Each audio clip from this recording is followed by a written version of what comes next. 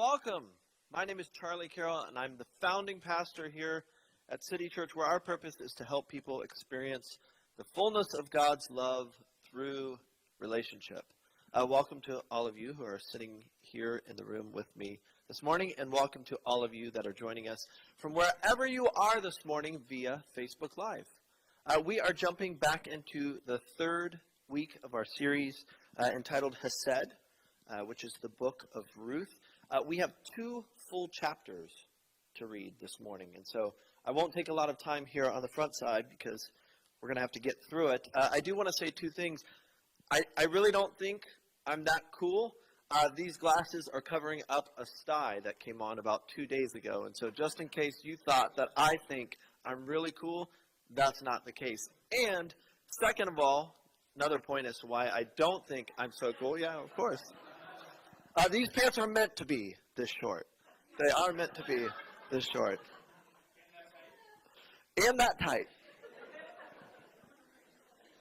We have started this series off talking about this idea of Hesed, the Hebrew word Hesed, which means loving loyalty and the Lord's commitment to us that is rooted and grounded in His character, not ours. And that should be really, really good news to you, depending upon where you are and how you feel about yourself and what you're going through right now, because it's really cool, because our character can go like this, depending upon if we've had food or not, or what time of the day it is, or what we're up against. But the Lord's character never changes. And so when I think about the Lord's commitment to me, I am so glad that it is rooted and grounded in His character, not mine. One of the things that we have been saying for 15 years around here, and we acknowledge regularly, is that life is happening in me, for me, and through me, no matter what. This is how God works in the world. Too often I think that we think God is using some sort of fairy dust from a magic wand to where He'll kind of spritz it in any given direction if He wants His magic to take place or to come forth in the world. But that's really not true. The Lord, when He wants to do something in the world, uses people like you and people like me. And what we're seeing in this book of Ruth, this loving loyalty, this Hebrew word Hesed, God's loving loyalty, is that He just loves us out of a sense of deep desire for us. And that's why we can say that life is happening in me and for me and through me, no matter what I'm up against, no matter how bad I feel, no matter how discouraged I am. Life is happening in me and for me, through me, no matter what. And we see this throughout the whole book of Ruth, just in this one word, which is Hesed, loving loyalty. And just in the same way you love your children or your grandchildren because you actually desire them and you love them, the Lord loves us out of a sense of deep loyalty to us, not obligation. And so we will see this as we get into our third and final week. As I said, we are going to read 2 chapters here to see how this book ends. We'll start off in chapter 3, verse 1. It says, "One day her mother-in-law Naomi said to Ruth, 'My dear daughter, isn't it about time I arranged a good home for you so you can have a happy life? And isn't Boaz, our close relative, the one with whose young women you've been working? Maybe it's time to make our move. Tonight is the night of Boaz's barley harvest at the threshing floor. Take a bath, put on some perfume, get all dressed up, and go out to the threshing floor.' It's kind of like their dance floor. 'But don't let him know you're there until the party is well underway and he's had plenty of food and drink. When you see him slipping off to sleep, watch where he lies down and then go there. Lie at his feet to let him know that you are available to him for marriage. Then wait and see what he says. He'll tell you what to do.' Verse 5, Ruth said, 'If you say so, I'll do it, just as you've told me.' She went down to the threshing floor and put her mother-in-law's plan into action. Boaz had a good time eating and drinking his fill. He felt great. Then he went off to get some sleep, lying down at the end of the stack of barley. Ruth quietly followed. She lay down to signal her availability for marriage. In the middle of the night, the man was suddenly startled and sat up. 'Surprise! This woman asleep at his feet,' he said. 'Who are you?' Verse 9. She said, I am Ruth, your maiden. Take me under your protecting wing. You're my close relative, you know, in the circle of covenant redeemers. You do have the right to marry me. He said, God bless you, my dear daughter. What a splendid expression of Hesed, of love. And when you could have had your pick of any of the young men around, and now, my dear daughter, don't you worry about a thing. I'll do all you could want or ask. Everybody in town knows what a courageous woman you are, a real prize. You're right. I am a close relative to you, but there is one even closer than I am, so stay the rest of the night. In the morning, if he wants to exercise his customary rights and responsibilities as the closest covenant redeemer, he'll have his chance. But if he isn't interested, as God lives, I'll do it. Now go back to sleep until morning. Verse 14, Ruth slept at his feet until dawn. But she got up while it was still dark and wouldn't be recognized. Then Boaz said to himself, no one must know that Ruth came to the threshing floor. So Boaz said, bring the shawl you're wearing and spread it out.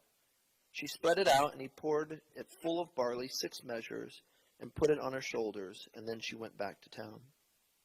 When she came to her mother-in-law Naomi, Naomi asked, and how did things go, my dear daughter? Ruth told her everything that the man had done for her, adding, and he gave me all this barley besides, 6 quarts.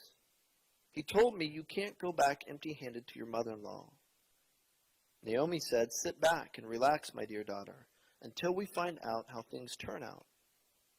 That man isn't going to fool around. Mark my words, he's going to get everything wrapped up today. Chapter 4, verse 1, Boaz went straight to the public square and took his place there. Before long, the closer relative, the one mentioned earlier by Boaz, strolled by. Step aside, old friend, said Boaz. Take a seat. The man sat down. Boaz then gathered 10 of the town elders together and said, sit down here with us. We've got some business to take care of. And they sat down. Boaz then said to his relative, the price of the property that belonged to our relative Elimelech is being sold by his widow Naomi, who has just returned from the country of Moab. I thought you ought to know about it. Buy it back if you want it. You can make it official in the presence of those sitting here and before the town elders. You have first redeemer rights. If you don't want it, tell me so. I'll know where I stand. You're first in line to do this, and I'm next after you. He said, I'll buy it. Then Boaz added, you realize, don't you, that when you buy the field from Naomi, you also get Ruth the Moabite, the widow of our dead relative, along with the redeemer responsibility to have children with her to carry on the family inheritance. Then the relative said, oh, I can't do that. I'd jeopardize my own family's inheritance. You go ahead and buy it. You can have my rights. I can't do it. In the olden times in Israel, this is how they handled official business regarding matters of property and an inheritance. A man would take off his shoe and give it to the other person. This was the same as an official seal or personal signature in Israel. So when Boaz's redeemer relative said, go ahead and buy it, he signed the deal by pulling off his shoe. Then Boaz addressed the elders and all the people in the town square that day. You are witnesses today that I have bought from Naomi everything that belonged to Elimelech, Chilion, and Mahlon, including responsibility for Ruth, the foreigner, the widow of Mahlon. I'll take her as my wife and keep the name of the deceased alive along with his inheritance. The memory and reputation of the deceased is not going to disappear out of this family or from his hometown. To all this you are witnesses this very day. Verse 11, all of the people in the town square that day, backing up the elders, said, yes, we are witnesses. May God make this woman who's coming into your household like Rachel and Leah, the 2 women who built the family of Israel. May God make you a pillar in Ephrath and famous in Bethlehem. With the children God gives you from this young woman, may your family rival the family of Perez, the son of Tamar, bore to Judah. Boaz married Ruth. She became his wife. Boaz slept with her. By God's gracious gift she conceived and had a son.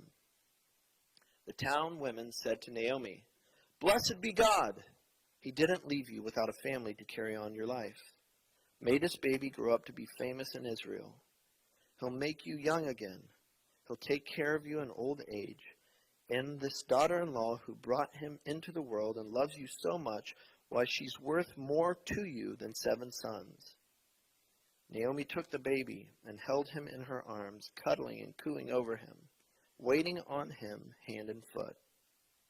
The neighborhood women started calling him Naomi's baby boy, but his real name was Obed. Obed was the father of Jesse, and Jesse the father of David. Go ahead and take a deep breath. Now we're going to practice just this old idea of like making a covenant with someone if everyone would take off their right shoe. No, don't do that. We are in, as I said, the third and final week of this studying and understanding of the word Hesed, which is loving loyalty. And what you see here in these final 2 chapters of the book is that where Naomi left with her husband Elimelech and went to Moab, which was a foreign territory that the Israelites were not supposed to go to, Naomi followed her husband Elimelech. If you've been with us, you know this story, and had 2 sons, Chilion and Mahlon, and the husband and both sons passed. And Naomi came back to the area of Bethlehem, and one of her daughter-in-laws came with her, and one stayed. The one that came with her was Ruth. And what we're going to see today is how Ruth represents God's loving loyalty toward us. She embodies and is a type of God's loving loyalty to us. And so I want you to just write this down. Hesed, like it is a form of grace. It's God's loving loyalty. It's our obligation to find it and not fight it throughout our life. Hesed is something that we find versus fight. And I say fight because often God's plan, when it's working for our life, doesn't feel that way. It feels like some things are going wrong, or maybe that God is even against us, because if God is about developing our faith often requires a circumstance or situation where we can't understand it in our own limited reasoning. And so often when God is working for us, it doesn't feel like it. This is very common, that God could be working on you and drawing you to himself, and it doesn't feel like it. It feels like he is against you. And so Hesed, God's loving loyalty, you have to find it in every single situation that you're going through, no matter where you're at, no matter how old you are, no matter how you feel right now, no matter how you might feel like the odds are stacked against you. The opportunity in everything, and this whole story demonstrates it, is finding Hesed, finding God's loving loyalty versus fighting it. Because too often we can think that God is primarily interested in our comfort when he's not interested in our comfort. He's interested in growing our faith. And our faith often needs a lack of understanding or uncertainty in order to grow. I just want to go through this and point out some really interesting verses throughout chapter 3 and 4. I love it where it starts off with one day. I feel like I could talk to you for the next 30 minutes about these 2 words. Because if you have been trying to, by faith, follow or understand God for any period of time, you know what it feels like to be in the pit or the prison against your will. You know what it feels like to be treated unfairly. You know what it feels like to have your life turned upside down and God is nowhere to be found. You know what it feels like for everything to be going wrong. You know what it feels like to be lonely. You know what it feels like to put the time in and then feel like someone still treated you unfairly. All of us know what it feels like to be waiting for God to be who he says he is when it comes to him coming through and delivering on all of the promises we feel like have been spoken or made over us, even if it is indirectly through family members or a pastor or a priest. Like, we all know what it feels like to be waiting, and then you see these 2 words, one day. And see, the truth of the matter is we have a number of these throughout our life that are very, very significant, where you have been waiting and waiting and waiting and disappointed, and then that one day arrives. And so you might be there right now where there's just a lot of things that you don't understand, and you don't know that you can make it another day, and your one day is ahead of you.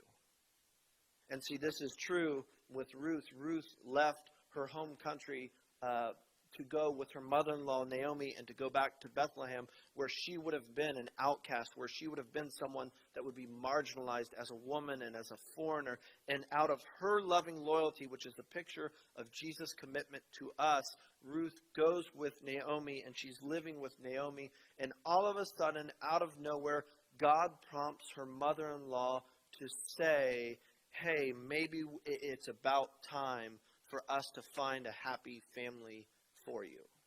And see, this is so important for you to understand that you might believe that God doesn't see you, but God does see you, and God does know, and He does have that one day for you. That next one day for you is coming. And too often it's really easy to get discouraged when you are following the Lord and you feel like you are up against something. You feel like you're walking out the dream and the plan that He gave you, and you feel like God is gone. And one day comes where it's about time. And the New Testament equivalent of this word is kairos, which is an appointed time. There's chronos, which is your watch time. There's kairos, which means there's an appointed time. And God has these appointed times throughout our life where there can be a lot of waiting in between, where He's prepping you and getting you to be more dependent upon Him. And He's drying things up and drying resources up so the roots will go down deeper and look harder to find what is really going on in the situation. Like, this is how God works. But that one day comes where it is the appointed time for you to receive or inherit what God has for you. God works in seasons and cycles, according to Solomon, and that is very true, that often you have to go through that fall and winter season of your life, or that summer, fall, and winter season of your life before springtime comes and you see the new growth come up through the ground.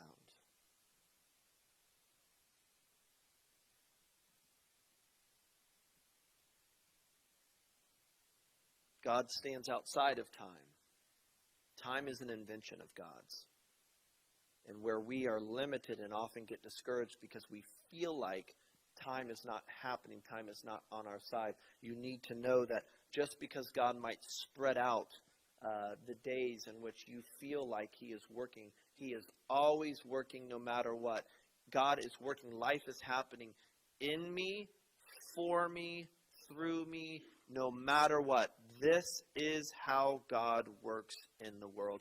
And you don't have to feel life working for you in order for it to be working for you. And this is the concept of Hesed, God's loving loyalty. It goes back to God's commitment to us is rooted in His character, not ours. You can't screw it up. You can't screw it up, because when you do screw it up and you run and head towards Nineveh, the exact opposite direction of where God told you to go, God even sends things to rescue you and to pull you in. And this is why Paul said, should we sin that grace might abound? Because every step we take away from the Lord takes a step towards us to bring us back. And it's also why Jesus said, he who has been forgiven much loves much. Now, there can be a lot of pain in needing to be forgiven much, but the truth of the matter is you just appreciate the Lord's loving loyalty that much more. Let's take the realm of God's power out of our performance and put it back in His character.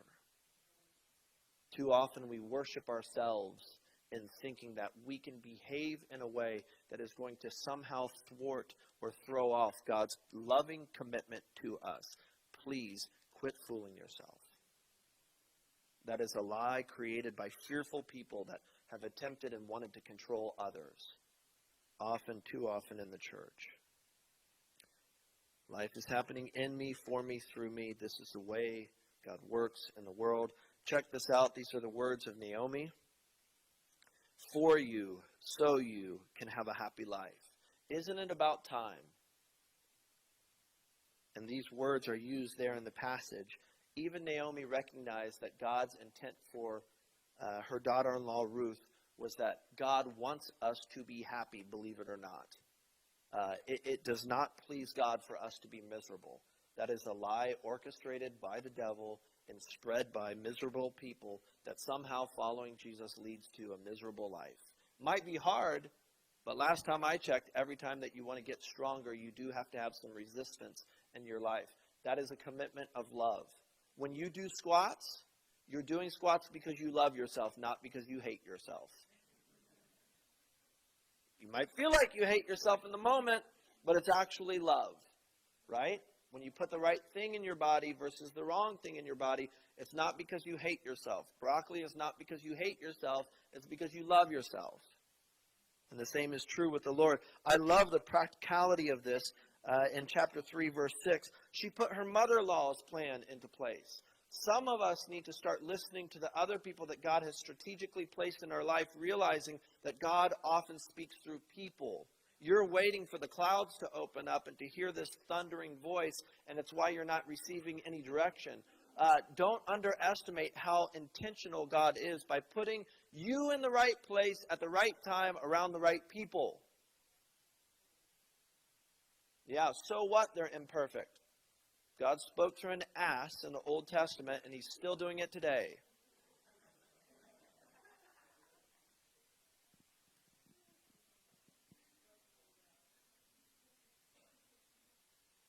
If you didn't laugh at that, it's okay. Hesed, it's this concept of loving loyalty. That God's commitment to you is rooted and grounded in his character, not yours. It's good, it's encouraging.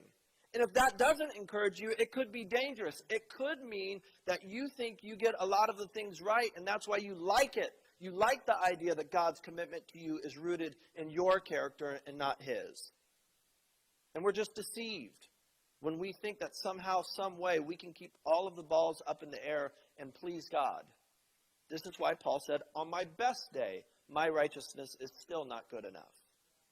And so it's taking the pressure off in order for students or children or grandchildren or players to try things. This is why we have mercy, grace, forgiveness, the imputed righteousness of Christ, to take the stress away, to take the pressure off. It's never been about you in the first place when it comes to your good deeds. And see, when someone frees you up to be yourself and to try, it really makes you move in that direction. More words here from chapter 3. Maybe it's time to make our move. Look at the practicality in which God is working here. This is very practical stuff, and it was what Naomi was saying to her daughter-in-law, and Ruth just acted on it. Take a bath. Put on some perfume. Get all dressed up and go. Go to the threshing floor. It's where they celebrated when the harvest was in. Even the practicality of, hey, don't say anything until he has food and something to drink. That still works for men. Don't talk to them until they've eaten and had something to drink. Low blood sugar is an automatic no. Hasn't changed thousands of years. Don't tell me the word's not relevant. But see, honestly, God is working in the small, subtle details. And too often, we're looking for these big signs and loud thundering voices from heaven versus relying upon the fact that God is in every detail to include the place that he has you working right now and the people that you're working beside and all of the small things that seem like accidents or coincidences. Ruth is a book of coordinated coincidences. That's what Hesed is. That's what God's loving loyalty is. There is nothing that you're going through that is an accident. It all comes through the filter of God allowing it to happen in order to grow you and strengthen you based on what you need. There's no problem that you're up against. There's nothing that is catching God off guard. There's tons of things that catch us off guard.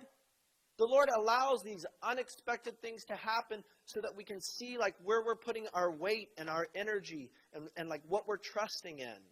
And often when something goes wrong, the Lord is just trying to show us we can love these things, but we shouldn't put too much weight in them. It's called worship. And when you worship something that fails or can go away, you end up just being disappointed. You can like those things, but we're not supposed to give those things the highest place or the highest spot. And so it's so important just to understand that God is working in every single detail.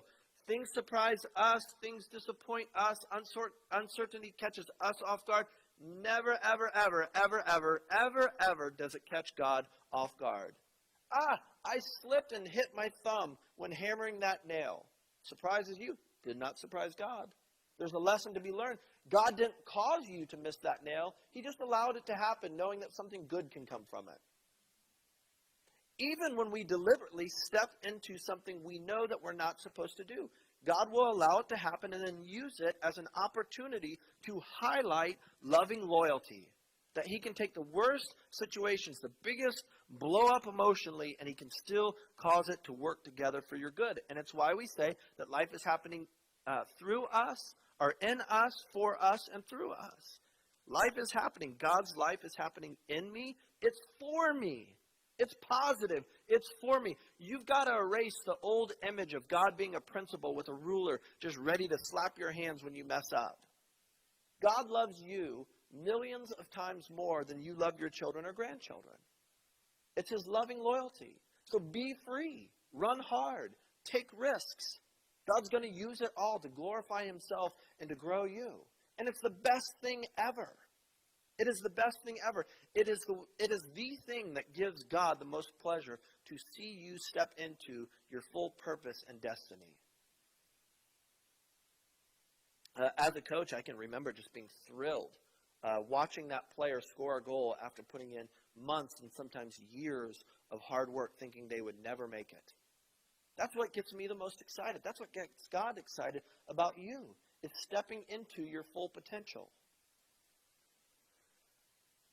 Verse 10, this is Boaz talking to Ruth. What a splendid expression of Hesed. Ruth going and laying at the feet of Boaz. He says that you could have picked the younger men around, but instead she picked him. Verse 11, I'll do all you could want or ask. This is what Ephesians tells us about the Lord, that he is able to do far more exceedingly above what we could ask or think. It's amazing. It's absolutely amazing. And often we get discouraged because how the path starts does not represent how it will finish. And so we get discouraged and we jump off and we go our own way, and the Lord even redeems that. But the truth of the matter is, like, God is committed to delivering something for you that's greater than you could ever deliver in and of yourself. And we just have to allow it to happen. That's why I'm saying for Hesed, for God's loving loyalty, find it in every situation. Don't fight it. Find it. Don't fight it. Oh, that wasn't supposed to happen. Oh, I messed this up. Oh, I rear-ended someone today. Find the Hesed in the moment. Don't fight it. Doesn't matter what you do. It doesn't matter if your siblings throw you into a pit. God will redeem that. Even if it takes years or decades, God will redeem it and make you a powerful person with influence to save their life. It's Hesed. It's God's loving loyalty. Why are you mad? Why does your face look that way? Why are you so upset? God's using everything. Oh, I'm having a bad day. Why are you having a bad day? God's going to use it. Even if it's that person beside you that you can't stand, what is that telling you about you? God will use everything if we just give him permission to show us where the loving loyalty is in that moment. If something bothers you, it's probably to highlight something that you need to confront. Well, I don't like the way that this person behaves. Okay, let's figure out why. Most of the time, the things that bother us are things that we are carrying and we hold inside. Look at this. When it comes to Ruth, this is similar to Joseph. These are the words of Boaz about Ruth. Everybody in town knows what a courageous woman you are, a real prize. This is having a life that other people want to be a part of. Ruth, in many ways, was a minority. She was from a town that the Israelites did not recognize to be people that God would visit or be involved with. And yet, out of loving loyalty, she sticks with her mother-in-law and comes back to an area where she would have been marginalized and not respected. But yet, Boaz says, hey, you have a reputation for being courageous, that you're a real prize.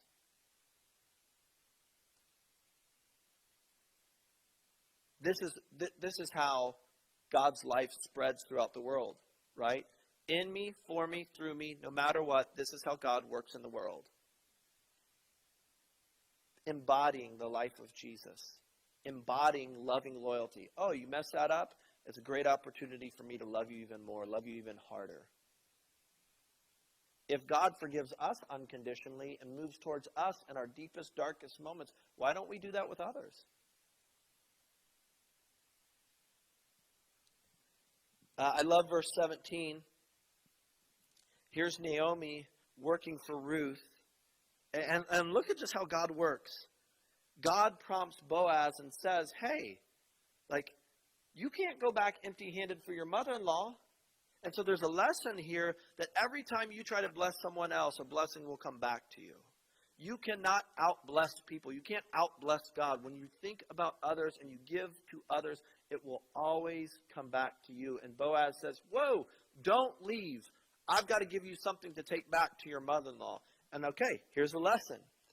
If you are operating in the dark right now, which in a lot of ways you should be, meaning not knowing what your right hand is doing from your left hand, meaning that you are just operating in a way that says, God, I trust you and I know that you are the one that rewards people.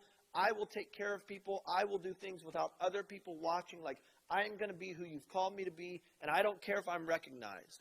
You need to understand that what you do in secret, God will reward openly. And often we can alter that or delay that reward when we're doing it when others are around watching us. If you need the reward of other people around you, if you need the recognition of other people around you, you often delay God's ability to recognize you publicly because you took it into your own hands and thought you would reward you versus allowing God to reward you. And there's something about the way that Ruth carried herself, and there's something about the way that Joseph carried himself, that they waited for God's reward. They waited. You might feel like you're in the dark. You might feel like nobody sees you with all of the good things you're doing. And that could be true. But God sees you. And God has promised to reward you openly based on what you do in secret. You cannot ever get a blessing to someone else hidden from the Lord. He sees and he knows it. Elimelech, according to Hebrew tradition, leaves, and this is big time, and goes toward Moab because they hear that the famine has not visited Moab, that there's grain and there are crops. And this is going back to the opening of Ruth. And Hebrew tradition believes that Elimelech and his two sons pass, they die, because they go out of Israel to a foreign territory, which was only like from here to Cincinnati. It was only like 55 miles away. And yet, God's loving loyalty is still concerned about Elimelech and his name carrying on, even if he did try to step outside or out from under God's direction. What would it be like to follow a God that was that committed to us? And maybe the world is in the situation that it is because mankind has taken over the reputation of God and made God someone to be afraid of versus in love with.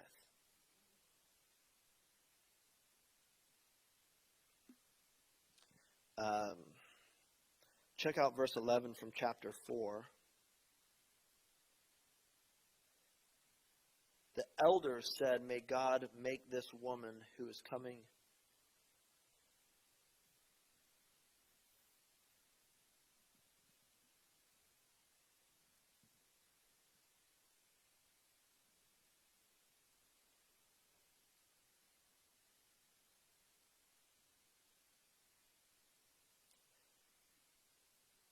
May God make this woman who's coming into your household like Rachel and Leah, the two women who built the family of Israel.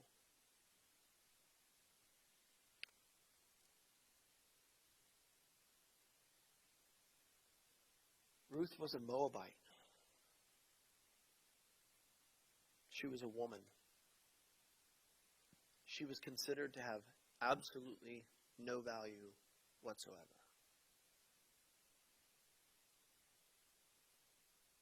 And maybe even through the mistake of another person, God's loving loyalty goes and tracks down the least of these, and through his loving loyalty elevates her to be at the highest status and compared to or put in a conversation with Rachel and Leah, who were considered to be the founders, the women that birthed the tribes of Israel. And see, I get emotional about it because this is God's commitment to each of us to include the least of these. That no matter how far you feel like you are outside or away from God's reach, God's loving loyalty can find you no matter where you are, no matter what you're up against, no matter where you're or what you're going through or how you have even failed. God has always been in the business of finding the people that were unfindable when it came to mankind or how other people thought of them, and elevating them through loving loyalty to the highest of statuses.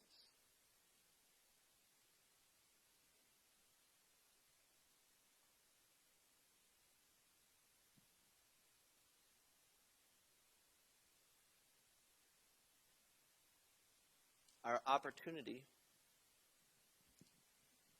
rests in finding and discovering God's loving loyalty in each and every moment and embracing it versus fighting it. That Ruth had every right to turn around and go with her sister-in-law back to what was comfortable. But she let that sense of what was on the inside of her guide her to stay tethered to her mother-in-law and made her mother-in-law's needs more important than her own. And in doing so, she set herself up to be led by the loving loyalty, the Hesed of God, to fulfill her highest purpose when every odd would have said she has no chance to be considered as important as someone like Rachel and Leah.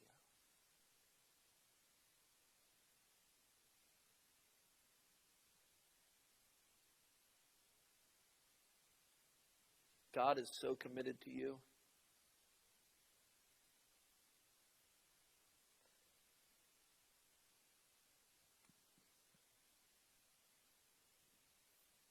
You're not going to find God through the lens, perspective, or pursuit of someone else's DNA. You can only do it through your own. Don't try to be me. Don't try to be your neighbor. Don't try to be your mom or dad. Don't try to be your spouse. Don't try to be like anyone else. Instead, you have to find God's loving loyalty in every moment and understand that if he was not committed to you, he never would have made you or allowed you to go through what you've gone through. The Lord is radically committed to you, and his commitment to you is rooted and grounded in his character, not yours. Life is happening in you. It's for you. And it's going to reach the world around you as you embrace God's Hesed, his loving loyalty. Closing, I love it. The women started calling this baby, and if you're a grandma, you know how this works. The women in the village, in the neighborhood, started calling the baby Naomi's baby boy. And I'm sure Ruth was happy about this. Probably wanted to get out and have some free time to herself. And then we read this magic word, no different than we opened up chapter 3 with one day. Here in chapter 4, the word but. And I love it. Because it doesn't matter what you're going through, how bad you feel, how far away God feels to you right now. There is always a but when God is involved. It doesn't matter. I've watched God come through time and time and time again. Parting the Red Sea. Performing miracles. But the whole neighborhood was calling him Naomi's baby boy, but his real name was Obed. And Obed would go on to be the father of Jesse, who would be the father of King David, the most popular, well-known name to the Hebrew people and to the Israelites. That his lineage came from a Moabite. And there's so much that can be said here. I think what needs to be addressed the most is you have an idea of who you are, depending upon what you're going through or how you feel right now. But there's a but.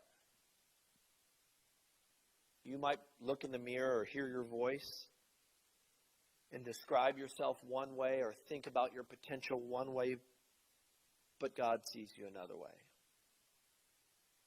And in the worst of situations, where you feel like you could get lost because there's nothing special about you, or maybe you've made all of these huge mistakes, or you failed over and over and over and over again, there is still a but, and there is still a name that God has for you, and attached to that name is your destiny and your purpose, and God is working in you and for you and through you to reach the world around you.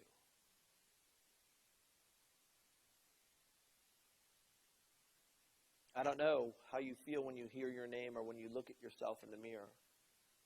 But God's desire is that when you hear your name, you like it. When you look in the mirror, you like it. Because you belong to Him. And other people might be calling you something else, maybe boss. Maybe you have some title that's your identity. God looks past all of those things. And He calls you by name, the name that He is destined for you, which comes with your potential and the destiny that He has for you. And the only thing that is required on our part through this personal relationship with Jesus is the idea of finding God's loving loyalty in every single moment. Find it, don't fight it. Might not feel good, don't fight it, go with it. There are no accidents. God uses everything to push you forward.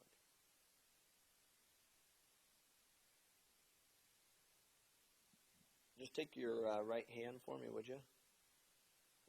And we're just going to put it out there as a symbol of our heart and our mind. And Lord, we just say that we receive it.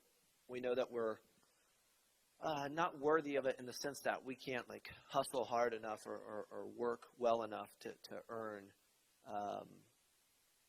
your commitment to us. But we just tell you that we receive it. Right now, right here, where we are with what we're up against and how we have failed and the secrets that we have and all that we're going through, we just tell you that we receive it and we're open to, and we actually want, we're not afraid of it, Lord. We actually want what you have for us, because we know what you have for us is so much better than what we have for us and what we could do for ourselves, by ourselves.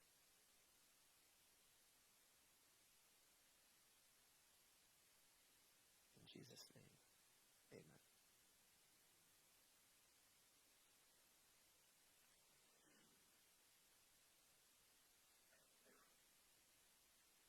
Last week, if you were with us, I told you that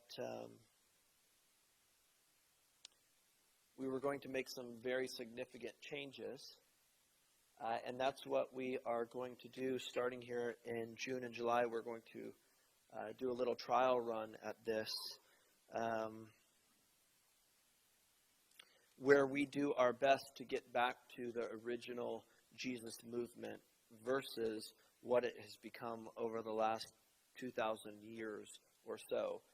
If you like church history and you study that, or you have a passion for theology, you know that there was a major shift in the church around 300, 310 AD when Constantine moved the capital of Rome and made Christianity the official religion of the Roman Empire. Overnight, it went from being a movement amongst the poor, for the poor, the pious Galileans is what they were called, to being about buildings and stained glass windows and artists and what you believed with your head, your intellect, versus how you lived.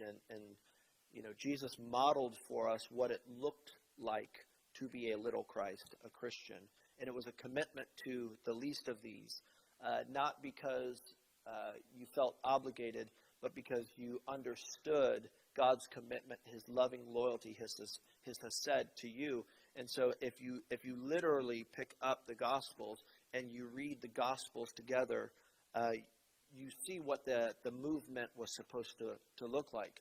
The epistles are full of theology written to specific people at a specific time and specific locations, focusing on very specific details and situations. Over the years, it's been very easy to elevate the epistles to become more important than the Gospels when it comes to God's heart. When God wanted to show us his heart, he put his heart in flesh and showed us Jesus. And that is what the Miami Valley Life Alliance is going to be.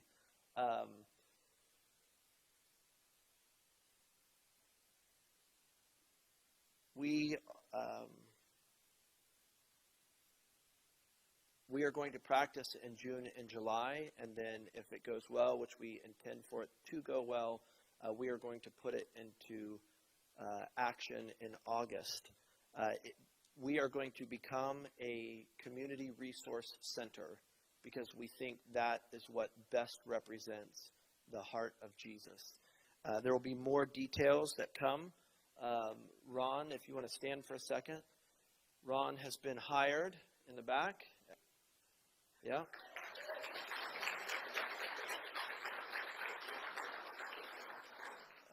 The more you get to know Ron, you'll see that he glows with the life of Jesus in him, he and his wife, and he has been hired to lead this community resource center. We are going to go away from being called and identified as a church. We will no longer be called City Church for a lot of reasons, and we're not afraid of it. We are stubbornly committed to best representing Jesus in what Jesus represented when he walked this earth. We will go away from a Sunday morning meeting, and it will turn into something more of a Saturday night gathering once a month. And then there will be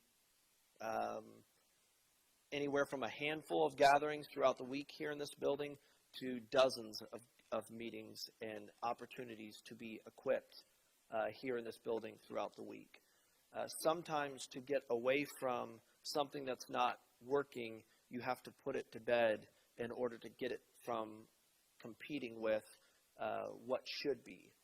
And it is hard for anyone to argue that a Sunday morning only approach to being like Jesus has worked. Church was never meant to be a 60-minute gathering or a 2-hour gathering on Sunday morning, and then we all go home and pursue our own agenda and leave our neighbors struggling with what they're struggling with. Again, this human resource center will always be self-correcting and trying to become and behave more and more and more like Jesus. It will be an actual church, not because it is titled a church, but because it is a group of people that are committed to doing what Jesus did, and where the people are, not only is Jesus present, but the church has gathered and the church is present. And so we will have a huge gathering once a month on a Saturday night where we build this bigger room back up so everyone can fit in it, and there will be inspiration and testimonies, and a word will be shared, and there will be music, live music, and all of those things. But at the end of the day, we refuse to practice or to uphold or maintain any model that does not represent Jesus when it comes to specifically Jesus' commitment to the place that he was and the people that were in that place. I know I'm giving you a lot, and there will be more to come, and we will practice, as I said, in June and July. But the idea is that this is going to be a community that is driven by the people within the community and their gifts and their experiences and what God is doing in them and saying to them versus a couple of people that have been hired to share information. I'll leave you with this. This is an analogy that I prefer. My son is not here this morning because he had 2 basketball games. If my son went to LeBron James and said, I want to be like you, the church's answer to people that have come saying, I want to be like Jesus, would be the equivalent of LeBron saying to my son, buy season tickets and watch me play. And here's what I think would happen. After my son stayed for a season or maybe 10, he would probably start to get discouraged every time he stepped out onto the court and tried to act or behave like LeBron and still be trapped with very little to no skills himself. And so where the church's answer has been, come and sit and pay your tithes and watch and listen and sometimes volunteer, we have left a lot of people unfulfilled and miserable. And so instead of this being a place that is worshiping the intellect, we are going to become a place, a training ground per se, an academy where people can learn how to take the life of Jesus that is in them and share it with the world that is around them. This will be a community that strives to mimic and grow a Jesus-oriented, a gospel-centered community versus what I think modern church has become, which has left too many people with a huge gap between what they read and what they actually experience for themselves. Let me give you your first resource. And as each week goes by over the next handful of weeks, we will tell you more. If you have not listened to the podcast that Pastor Mallory and I host, Emotion Ships, the podcast, Emotion Ships, like a relationship, but it's an emotion ship. If you have not subscribed to that or you do not listen to that, this past week we released an episode on Friday where we talked for an hour and 10 minutes about this very conversation. I will send out a text to all of you later with a link to that if you'd like to listen to it, but it gets into the heart of why we are doing what we are doing. We're not going to play games. We're not going to continue to do something just because it's the way we've always done it. We will always strive to get closer to being what Jesus actually came and showed us. All right. I'm going to give you a minute just to reflect on what has been said today. Then Leslie is going to come up and share announcements with us, and then we'll have about 5 minutes to jump into our breakouts. I will answer some questions during this breakout if you have them about what I just said, but don't worry about it. It's going to be good, and we're going to continue to give you more and more information about what this looks like. And we won't get it all right from the beginning, and we're completely comfortable with that because God works well with uncertainty. Take 1 minute to answer that question. God, what are you saying to me in light of what's been said this morning?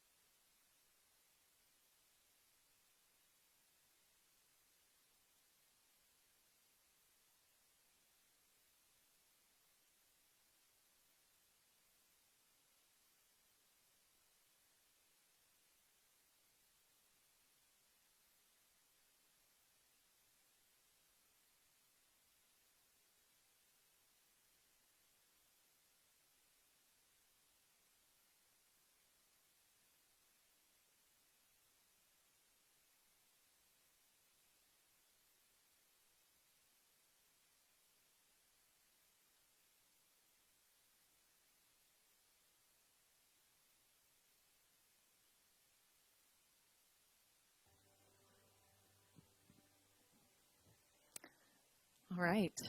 I have something that might shock many of you. I am not an athlete. My mother just laughed at that. It is not what the Lord gifted me with, so I'm okay with it. But back in the day, I used to play soccer. My very patient parents sat through many a soccer game where I had very little time on the field. One season, like, we did team superlatives. Somehow I made it onto a select team. I don't know. But we made team superlatives, and the coach gave them out a, like, a end of the year trophy thing. And the superlative that I got was most time on the field. And I honestly think still to this day that they were joking, but they presented it as like, here, yay, most time on the field. I think they couldn't come up with anything else to say about my performance. But I was really good at organizing the snacks and sitting on the bench and cheering on everyone else. But I say that because these announcements that I'm about to give are your opportunity to get off the bench and to be on the field. Like Charlie's talking about how we're not going to just meet on Sundays. Like, we have these opportunities to be here throughout the week, to serve, to like be in the community. And that's what these announcements are. So I put my embarrassment out there for you today, but this is why. So here's some opportunities this week to not just be on the bench, but to be here with us. First is initiatives. Coming up in May, we already have 2 initiatives live on the site that you can sign up for. The first one is Saturday morning men's coffee and Bible study. There's already a couple sign-ups for that. You can find information about that on the website. And then there's another one for a Saturday morning, like family park day. You can sign up for that as well. But it's not too late to submit ideas for initiatives for May. So if you have an idea floating around that you want to lead, consider this your prompting to do that. If you're not sure how to do that, you can talk to me or someone else on staff and we can help you get that going. But we would love for you to lead. I'm sure you have something that you are passionate about and that you're already doing that you can invite others into. Next up, we have prayer night. We meet every Wednesday night for prayer, and it is one of my favorite times of the week. We have childcare for those who are 5 and under. Older kids can join their parents in here. This past week, we spent a lot of time praying about this transition that our church is taking and this kind of leap of faith following Jesus. So if you have anxiety about that, if you're not sure, if you feel fear creeping up, maybe you should come join us Wednesday as we pray and as we take that to the Lord as well. And then we also, not breakouts yet, sorry. If you are here today and want to give in person, we have buckets in the back. You can give on that on your way out, or you can give online through the website. Your giving is essential to what we do here. And then today we have breakouts. And here, Charlie's going to dive deeper into the message, answer some of your questions with that. Out in the coffee area, we're finishing up our Enneagram series about more than a number. And then in the core values room, we are talking about truth-tipped arrows aimed at the heart. That's a good title. About Proverbs. So even if you haven't been reading the Message 100 along, you can still go and engage in that conversation. So those are our breakouts. Those of you who joined us on Facebook today, thank you. And we will see you guys next week. Hello, thank you so much for joining us this morning and for participating in our conversation with your comments and your questions. As always, we would love it if you would share the link to today's message. If you need anything, you want to know more about who we are, you can visit our website at citychurchdayton.com or send us an email to info@citychurchdayton.com. Have a great week.